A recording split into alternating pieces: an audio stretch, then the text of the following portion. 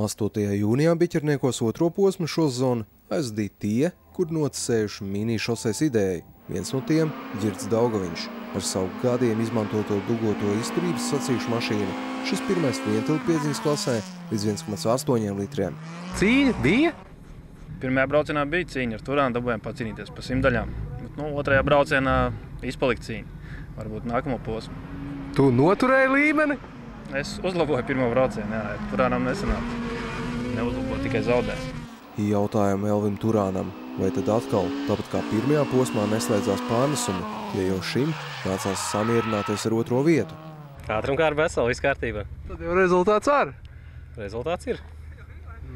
Divas dugotās mašīnas pa priekšu. Ģirds bija bišķiņ ātrāks par maniem. Ko? Ar labākām bremzēm, zin kā viņam tāda izturības mačiem. Varbūt arī ir labāks, nezinu, varbūt manī problēma. Trešais aiz šiem abiem – Aleksandrs Grīva. Šis no Daugaviņa Turāna atpalika par 2 sekundēm aplī, un tam ir savs iemesls. Ir varbūt jāpiestrādā vēl pie kaut kāda tehnikas vairāk, jo, ja būtu tā pussekunda, tad tu saproti, es varēju vēl tur un tur. Es teikšu godīgi, es cik varēju spiedu no viņa laukā no tās mašīnas. Tā kā labāk es īsti vairs nevarēju nobraukt. Varbūt arī mazliet pa maz bija sagatavojies attiecībā uz riepām, uz izvēli un tam līdzīgi. Vientilpiedziņas klasē līdz 3 litriem uzvarētājs Modris Žentiņš. Viņa motivācija skaidra. Dalībniekam ar visstraujāko izaugsmi te būs balva izbraukt ar pirmo formulu Andra Štāla rīkotajos testos. Tāpēc Žentiņš pirmajā posmā braucis piesardzīgi, lai tagad būtu kāpums rezultātos. Jābūt baigai motivācijai un baigam gribas spēkam nobraukt sūdīgāk, kā tu vari nobraukt. Ja? Nesanāca. Trīniekā tiku kaut gan pateicoties konkurentu neveiksmēm, tur sodiem un tā, bet tad šodien jau vairs nebija ko atkāpties, tā laida uz pilnu. Uz pilnu laida arī Reinis Lazdiņš. Tieši viņš iekārtojās 2. vietā aiz Žentiņa. Un kā gan citādi, jo aizmums piedziņas barvežiem te neveicās. Lūk, Ģirds Melnbikses 2. braucienā uzstādīja klasē labāko laiku, pat pārspējot Žentiņu, taču pirmo braucienu noraka. Neviens jau neticēs, bet bremžu ļoti pārplīs un viss nenobremzēja.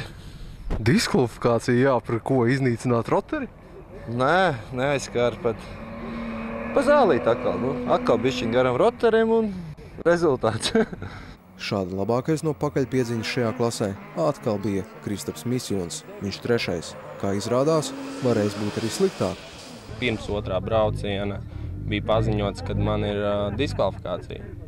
Tas nedaudz sastrasināja, bet beigās atrisinājām problēmu, bet pabraukt jau vairs vispār nevarēja. Ieslēdzās vēl safe modes mašīnai. Karsa. Viss bija slikti. Mini šosē eksistē arī vientilpiedziņas ieskaita mašīnām virs 3 litriem. Taču te, tāpat kā pirmajā posmā braucējs tik viens. Proti šoreiz vienīgais ar dīzeļauto braucošais Igors Grhoļskis. Lielāks konkurences meklējumos ir Mareks Žukurs. Viņa brīvā klase ir kā radīta pilnpiedziņas aparātiem, taču šoreiz braucēja rindās nebija neviena. Viņa meistarībai līdzīga granda. Šādi Žukuram mini šosejā jau 2. uzvara. Es vairāk uztraucos par to, lai kaut kādu kļūdu nepieļautu. Kaut kādu roteru neizskarta, tad jau atkal būtu ziepes beigās. Roteri, te tas svarīgākais tajā trasē ir tie roteri.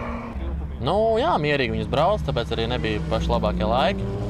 Bet tāpatās, pirmais ir, tas jau tas mērķis bija.